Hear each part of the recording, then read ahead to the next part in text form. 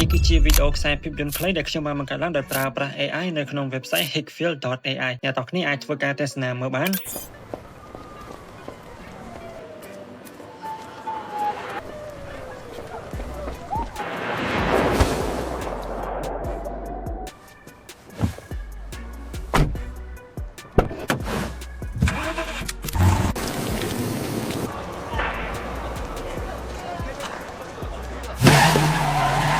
ជាងបើសិនជាអ្នកទាំងគ្នាមានចំណាប់អារម្មណ៍ចង់ធ្វើការផលិតជាខ្សែភាពយន្តបែបហ្នឹងអាចអនុវត្តទៅតាមវិធីរបស់ខ្ញុំបានជាដំបូងគឺអ្នកទាំងគ្នាចូលមកកាន់ browser បន្តមកទៀតគឺយើងអាចធ្វើការ search ពីថា Hickfield.ai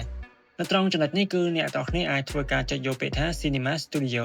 ចុចចំពោះ link នេះគឺខ្ញុំនឹងដាក់នៅខាងក្រោម description នៃវីដេអូនេះតែម្ដងហើយចំពោះការ update ទៅលើ version 2.0 របស់ Cinema Studio នេះគឺអ្នកទាំងគ្នាអាចធ្វើការប្រើប្រាស់បានមុខងារច្រើនជាពិសេសគឺតាក់ទងទៅនឹងមុខងារគ្រប់គ្រងទៅលើ emotion ហ្នឹងតែម្ដងគឺអ្នកទាំងគ្នាអាចធ្វើការសេរីឲ្យតួអង្គរបស់យើងនឹងសើចអញញឹមឬមួយក៏សប្បាយចិត្តឬមួយក៏កាត់ទុកឬមួយក៏ខឹងសប្បាយជាដើមគឺអ្នកទាំងគ្នាអាចធ្វើការគ្រប់គ្រងនៅត្រង់ចំណុចហ្នឹងបានអូខេអញ្ចឹងបន្តមកទៀតអ្នកទាំងគ្នាអាចធ្វើការចូលមកកាន់ Cinema Studio ហ្នឹងហើយអញ្ចឹងអ្នកទាំងគ្នាអាចធ្វើការ create image សិនអញ្ចឹងអ្នកទាំងគ្នាអាចធ្វើការចុចកន្លែងនេះ upload មួយម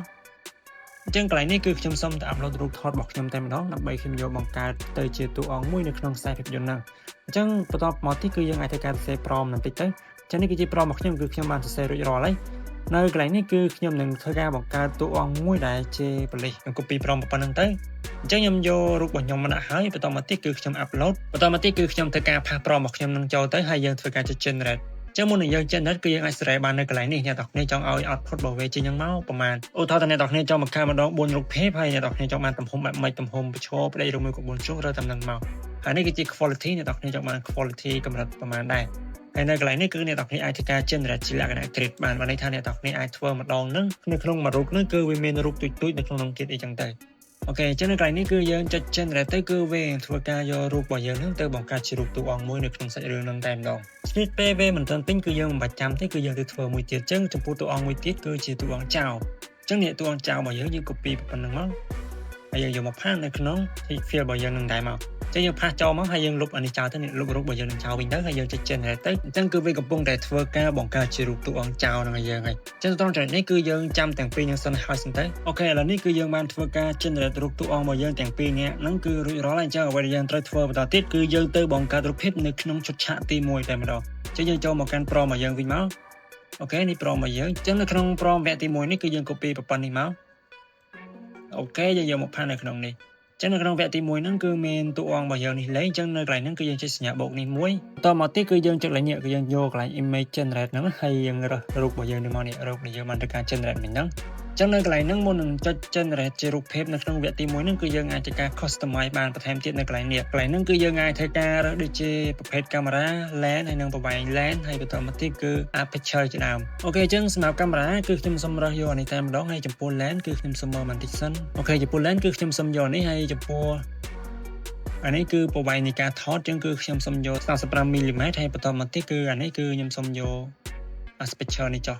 ចានេះគឺខ្ញុំអត់សូវស្គាល់ច្បាស់ទេអញ្ចឹងបើសិនជាអ្នកទាំងគ្នាដែលជាអ្នកផលិតកុនឬមួយក៏អ្នកដែលស្គាល់កាមេរ៉ាច្បាស់គឺច្បាស់ជាយល់ហើយដែលតាក់ទងទៅនឹងឧបករណ៍ទាំងអស់ហ្នឹងអូខេអញ្ចឹងនៅកន្លែងហ្នឹងគឺខ្ញុំសូមធ្វើការចុចអានេះមួយទៀតខ្ញុំតម្លើងអញ្ចឹងក្នុងការ generate ម្ដងគឺខ្ញុំចង់ឲ្យវាចេញមកវិញគឺ2រូបហើយបន្តមកទៀតគឺយើងរើសកន្លែងនេះអញ្ចឹងខ្ញុំចង់ធ្វើរូបហ្នឹងនៅក្នុងជាលក្ខណៈទម្រង់ផ្ដេកចឹងខ្ញុំចុច generate ទៅគឺវានឹងធ្វើការបង្កើតជារូបភាពនៅក្នុងវគ្គទី1ហ្នឹងឲ្យខ្ញុំហើយក្នុងការបង្កើតនៅក្នុងនេះគឺវាមាន2រូបឲ្យខ្ញុំតែម្ដងឥឡូវនេះរូបភាពនៅក្នុងវគ្គទី1របស់យើងគឺបានធ្វើការ generate រួចរាល់ហើយអញ្ចឹងគឺវាចេញមកគឺម្ដង2ហើយបន្តមកទៀតបើសិនជាករណីអ្នកទាំងគ្នាចង់បានរូបនឹងជាលក្ខណៈ 3D គឺយើងអាចធ្វើការចុចពាក្យថា create 3D scene នេះទៅអញ្ចឹងនៅពេលដែលអ្នកទាំងគ្នាចុចនឹងរួចគឺវានឹង generate រូបឲ្យយើងមួយទៀតហើយអញ្ចឹងនៅពេលដែលយើងចូលមកគឺយើងអាចធ្វើការ 3D ទៅតាមនឹងបានអូខេនេះគឺវាចេញមកនេះអ្នកទាំងគ្នាអាចធ្វើការ zoom បានឬមួយក៏តម្លើងបាននេះហើយបន្តមកទៀតបើសិនជាអ្នកទាំងគ្នាគិតថាពេញចិត្តហ្នឹងហើយយើងចុច capture shot ហ្នឹងទៅគឺបានហើយចឹងនេះគឺខ្ញុំសូមអត់យកទេហើយមួយទៀតបើសិនជាករណីអ្នកទាំងគ្នាចង់បដូរ angle ឧទាហរណ៍ថាឥឡូវនេះកាមេរ៉ាគឺវាថតពីចំហៀងខ្លួនអញ្ចឹងក៏ប៉ុន្តែអ្នកទាំងគ្នាចង់ឲ្យវាថតពីចំហមុខវិញគឺអ្នកទាំងគ្នាអាចធ្វើការចុចលើរូបនឹងមួយទៅបន្តមកទៀតនៅកន្លែងនេះគឺអ្នកទាំងគ្នាអាចចុចពាក្យថា angle ហើយអានេះគឺជាកាមេរ៉ារបស់យើងនេះយើងឲ្យស្រែទៅនេះយើងទើញវាទៅឆ្វេងទៅស្ដាំយើងស្រែតាមនឹងមកឬមួយក៏ថតពីលើថតពីក្រោមឬមួយក៏ពីក្រោយអញ្ចឹងគឺយើងអាចធ្វើការទើញទៅតាមនឹងបានអូខេ ចឹងនៅកន្លែងនេះបើសិនជាអ្នកនរគិតថាយើងចង់ថតពីចំហមុខវិញយើងទៅឆាត់មកបន្តិចមកហើយយើងចុច generate ទៅគឺបានហើយចានេះគឺខ្ញុំអត់ generate ទេគឺខ្ញុំគ្រាន់តែបង្ហាញជូនថតជូនអ្នកនរទេអញ្ចឹងគឺខ្ញុំសុំខ្វែងវិញអញ្ចឹងអ្វីដែលយើងត្រូវធ្វើបន្តទៀតគឺយើងទៅ generate រូបភាពនៅក្នុងវគ្គទី2អញ្ចឹងយើងចូលមកកាន់ prompt របស់យើងវិញមកនេះ prompt ទី2របស់យើងហ្នឹងអញ្ចឹងនេះគ្នាគឺយើង copy image prompt នេះមកហើយនៅក្នុងវគ្គទី2ហ្នឹងគឺមានតួអង្គដូចជាចៅគាត់កំពុងតែរត់អញ្ចឹងយើងគ្រាន់តែ copy prompt ហ្នឹងមកអូខេហើយបន្តមកទៀតយើងចូលមកកាន់ hex field របស់យើងវិញនៅកន្លែងនេះគឺជារូបចៅរបស់យើងអញ្ចឹងយើងចុចកន្លែងនេះចុចកន្លែងពេលថា reference ទៅអញ្ចឹងអារូបហ្នឹងគឺវា load មកកន្លែងនេះហើយអញ្ចឹងយើងផាស prompt របស់យើងចូលទៅហើយដូចគ្នាអ្នកនរគ្នាអាចធ្វើការរើសកាមេរ៉ាបាននៅតាមហ្នឹងអញ្ចឹងនេះគឺជាកាមេរ៉ាដែលខ្ញុំបានរើសការពីវគ្គទី1អញ្ចឹងគឺខ្ញុំសុំមកបដូរទេគឺខ្ញុំសុំយកហ្នឹងដដែលហើយយើងចុច generate ទៀតទៅអញ្ចឹងគឺវាធ្វើការបង្កើតរូបភាពរបស់យើងនៅក្នុងវគ្គទី2ទៀតហើយអូខេអញ្ចឹងនៅត្រង់ចំណុចនេះគឺនៅសល់ប្រហែលវគ្គទៀតគឺយើងធ្វើអញ្ចឹងដែរមកឥឡូវនេះគឺយើងបានធ្វើការ generate រូបភាពរួចរាល់គ្រប់វគ្គអស់ហើយចា៎បើយើងត្រូវធ្វើបន្តទៀតគឺយើងនឹងបំលែងរូបភាពហ្នឹងទៅជាវីដេអូតែម្ដងអញ្ចឹងនេះគឺជាឈុតឆាកនៅក្នុងវគ្គទី1គឺយើងអាចធ្វើការចុចកន្លែងនេះយើងចុចកន្លែងពាក្យថាវីដេអូបន្តមកទៀតគឺអ្នកទាំងគ្នាអាចធ្វើការចុចពាក្យថា start frame យើងចុច start frame ហ្នឹងហើយយើងទៅរើសរូបភាពនៅក្នុងវគ្គទី1របស់យើងចឹងនេះគឺជារូបនៅក្នុងវគ្គទី1របស់យើងបន្តមកទៀតគឺយើងទៅ copy prompt អញ្ចឹងនេះគឺយើងអស់ទៅលើវិញទៅហើយបន្តមកទៀតយើង copy prompt ប៉ុណ្ណេះមកនេះយើង copy ប៉ុណ្ណេះមកអូខេចឹងយើងយកមកផាសនៅក្នុង hex field របស់យើងវិញបន្តមកទៀតមុននឹងយើងធ្វើការចុច generate គឺយើងត្រូវធ្វើការមើលទៅលើចំណុចមួយចំនួនសិនត្រង់ចំណុចនេះគឺវាដាក់ថា single shot មានន័យថាអ្នកទាំងគ្នាចង់ឲ្យកាមេរ៉ាហ្នឹងថតតែមួយប្លង់ឬមួយក៏វាចាប់ពី3ប្លង់អីចឹងទៅចឹងបើសិនជាយើងចង់បានច្រើនប្លង់គឺយើងអាចរើសនៅកន្លែងហ្នឹងបានហើយមួយទៀតនៅកន្លែង director panel គឺវាមាននៅកន្លែងនេះ movement ហ្នឹងគឺអ្នកទាំងគ្នាចង់ឲ្យប្លង់កាមេរ៉ាហ្នឹងវាចាប់មិនដែរវាចាប់ zoom out zoom in ឬមួយក៏កាមេរ៉ា follow អីចឹងទៅចឹងហ្នឹងគឺអ្នកទាំងគ្នាអាចដាក់ mouse ទៅលើហ្នឹងទៅគឺអ្នកទាំងគ្នានឹងដឹងថាចលនានៃការថតហ្នឹងគឺវាមិនដែរវាចាប់ពីណាទៅណាអញ្ចឹងគឺយើងអាចធ្វើការផលិតមើលតាមនឹងបានអញ្ចឹងត្រង់ចំណុចនេះគឺខ្ញុំសូមយកពេលថា zoom in តែម្ដងហើយមួយទៀតនៅកន្លែង speed នៅកន្លែង speed ramp នេះគឺអ្នកទាំងគ្នាអាចធ្វើការរើសប្រភេទបានអ្នកទាំងគ្នាចង់ដាក់មិនដែរចំណាក់ជាប្រភេទ linear ប្រភេទ custom ប្រភេទ auto ឬមួយក៏ប្រភេទ impact ជាដើមហើយចំពោះ speed នេះគឺវានឹងមានលក្ខណៈដូចនៅក្នុងវីដេអូដែលខ្ញុំកំពុងតែបង្ហាញតែម្ដង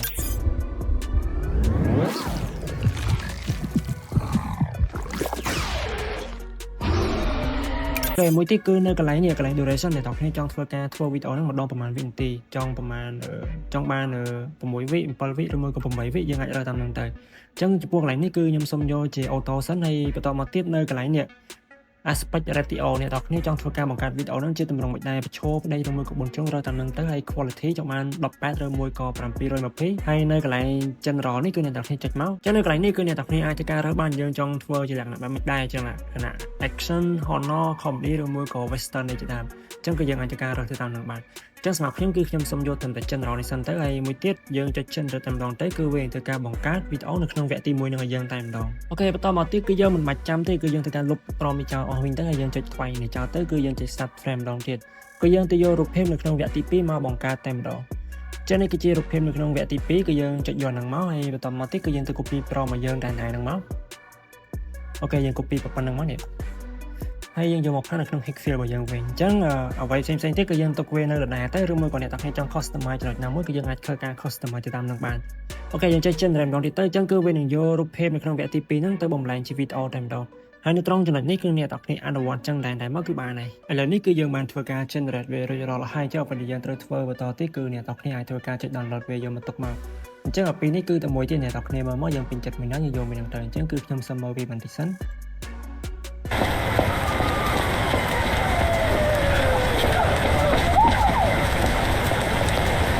អូខេអញ្ចឹងខ្ញុំសុំមើលមួយទៀត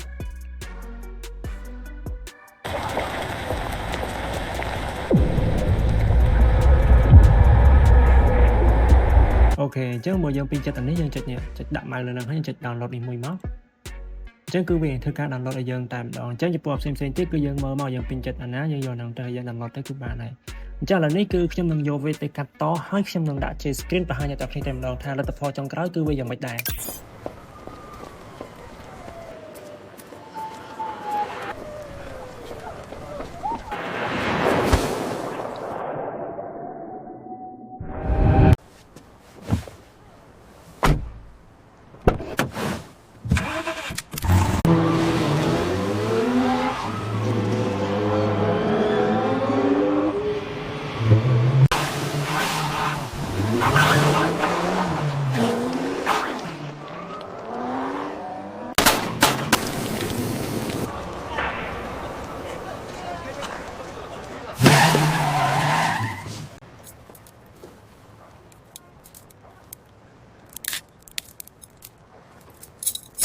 អូខេអញ្ចឹងសម្រាប់វីដេអូរបស់ខ្ញុំនៅក្នុងថ្ងៃនេះគឺមានតែប៉ុណ្្នឹងទេអរគុណអ្នកទាំងអស់គ្នាសម្រាប់ការតាមដានទស្សនាជួបគ្នានៅវីដេអូក្រោយទៀតបាយបាយ